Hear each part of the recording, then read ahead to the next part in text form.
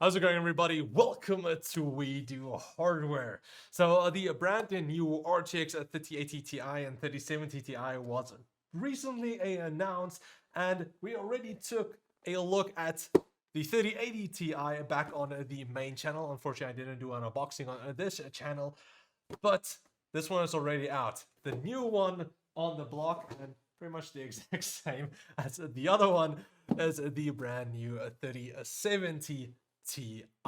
And the one we're going to unbox today is the brand new Gigabyte Gaming RTX 3070 Ti. So long names. Looking for a VPN but want to pay less and get even more features? Well, Surfshark is the VPN to get. I've been using them for more than a year now and I'm definitely not disappointed. Surfshark has over 3,200 servers across the globe with limited speed drops, unlike some others. Get all the standard advantages of a VPN, like no geo restrictions to access US Netflix from different countries, no government restrictions on news, and get better prices on flights, games, and software. Not only that, but Surfshark features industry-leading encryption, multi-hopping for a next-level privacy, a kill switch to prevent any personal info from being leaked, and one of my favorite features, unlimited devices. So you can use a single Surfshark account for the entire family and on every single device without the need to pay more. So follow my link up below to save 83% on a 2-year plan with also 3 months absolutely free. Try it out, and if you don't like it, you also have a 30-day money-back guarantee. So go check out Surfshark VPN. But anyway, so today it's just going to be an unboxing. I pretty much just got this and it's still under embargo. So once the unboxing video is out, most likely the review will also be out. Unfortunately, that's just the way it goes. I would have loved to bring it out earlier, but unfortunately, that is how it is. Now, I'm not really going to do any benchmarks on this video. Maybe just 1 or 2 just to tease you guys a little bit, or to tease me more, because again, it's going to be on the same day that the review is actually going to be released. But then the main review will be on the main channel, WeDoTech. Check out the link in the video description for that. This one is just going to be a sneak little tease. So anyway, let's quickly take a look at how the card looks. Again, it's pretty much going to look the exact same as the other Gigabyte Gaming OC cards, but this is, of course, the brand new 3070 Ti. And then on the main video, we're going to see if it's actually going to be worth it to get this card over the 3070 or even the 3080. So, of course, we get our standard boxing here with Gigabyte, and here let's see what we get inside. So pretty much just going to get the standard, actually a lot less. Sometimes you get a sticker or so on, but you can at least register your card to get a 4-year warranty, which is nice instead of just the usually 1-year warranty that you get from some of the other manufacturers or some of the other retail stores or so on. But anyway, there it is, the brand new 3070 Ti, and nothing underneath. So we can just get that out of the way. Okay, open it up and see. It actually already looks a bit different.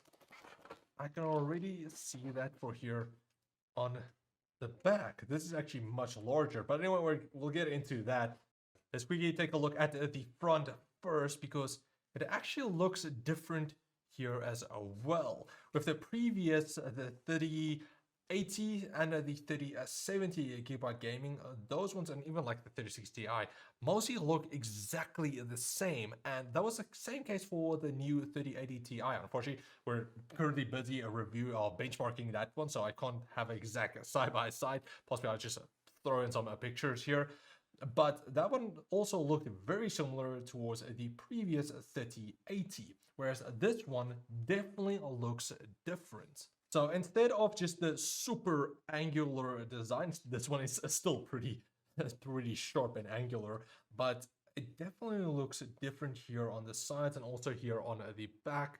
It looks a bit different there. and also around here. Now it's still the more gunmetal gray and silver and black color scheme, but it does look a bit different. So at least you have something a bit different going on with this version of the card along with it here at the back. But anyway, you still get the triple fan design with the outer one spinning counterclockwise, I believe. Yes, and then the middle one spinning clockwise. So that's just to improve airflow, turbulence, and so on. Nothing too crazy there, really. But here on the back is also where it's a bit... Oh, let's take a look here on the side first. So you have your GeForce RTX logo there, no RGB. Oh yeah, so you do also get RGB here. Now I wasn't too happy about the previous 30 gigabyte gaming card where the RGB was a bit jerky. So we'll see with this one as well if it's that the case. But that's the amount of RGB that you actually get, just the Gigabyte logo right there. That's unfortunately all.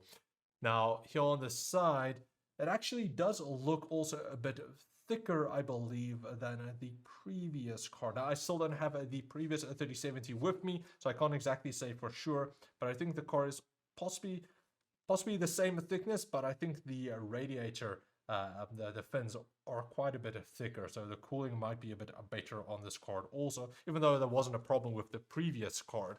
Now, as for here on the side for power, now again, this is where it looks a bit different, but the power here also I think is a bit different. I can't remember if the previous 3070 had the more support here on the side, but it looks pretty sturdy. I know some people had issues, apparently issues, where the pins or the connector would break.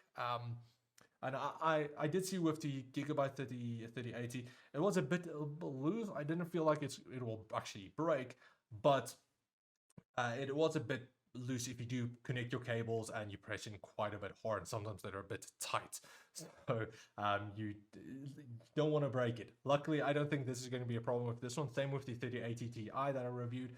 It does look quite a bit more sturdy, so it won't be a problem necessarily there. Now, the one problem I still have, and that's the thing with all of the Gigabyte cards, is that you can see the power cables running towards the power connectors here. I think that would have been easier if they would have put the power connector right against the, well, didn't have this gap here and put it right against that, where they'll actually be able to hide the cables there. But that's really the only issue that I have with the Gigabyte cards. But also, again, it's not really that big of a problem. It's just a small little thing. Now, again, we also do have the larger air vent or air pass through here on the back side, just to pass the air through better. You can actually entirely see the fan there. So it is quite a bit larger than the previous cards. Now, you do still also get your full size backplate, which is nice. I do like the backplate. Luckily, we do see it pretty much on all the GPUs these days, or anything above like mid-range. So that is quite nice to see, and it's also still metal, so it'll help distribute the heat a bit more, and that actually does make a difference if you do have proper thermal pads, which hopefully this one does. We will see. Now on the side here also you do have your BIOS switch for your OC and silent mode, so if you want to run it in quiet, then you'll be able to just switch that, and also the OC mode for max performance power.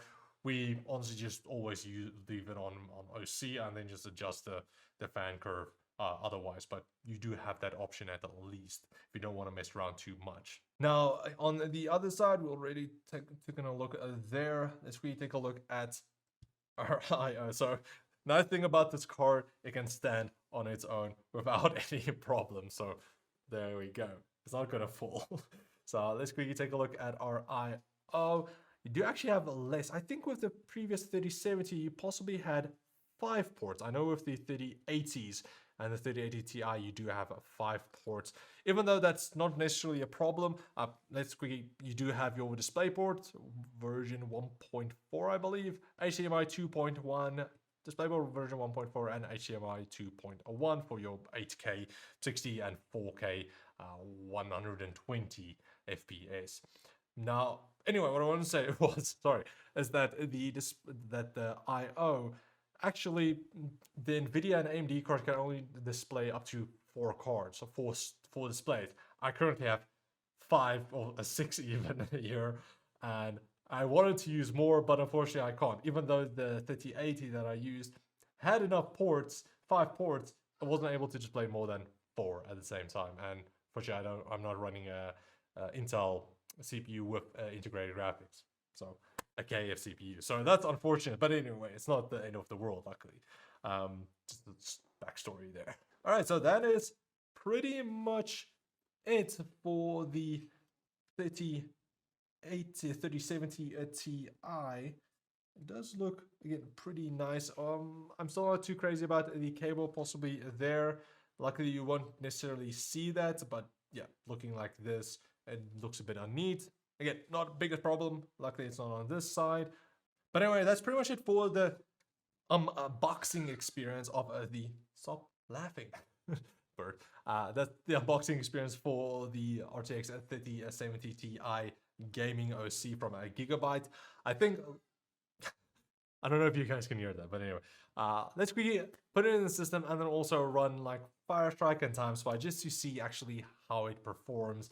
And I'm not necessarily going to compare it to the other cards, just to see how it actually performs. And I think it's going to do quite well. But anyway, let's jump into that. All right, so we already swapped out the Gigabyte of the 3080 Vision with the 3070 Ti now. But just before we get into the benchmarks, run Surfshark and TimeSpy, and so let's quickly go over the specs first, because this is where it gets a bit interesting. On paper, it doesn't necessarily sound that great of a card. It's only one real big difference. So let's quickly take a look. So here we can see the 3070, 3070 Ti, and the 3080. The difference between the 3080 and the 3070 is quite large compared to the difference between the 3070 and the 3070 Ti. It's just around 2 years, only around 2 clusters more for the 70 Ti, but like 20 for the 3080. For the CUDA cores, it's around like 1,000. Only like 300 for the between the 3070 and 3070 Ti, but it's more than 1,000, like 1,500 between for the 3080.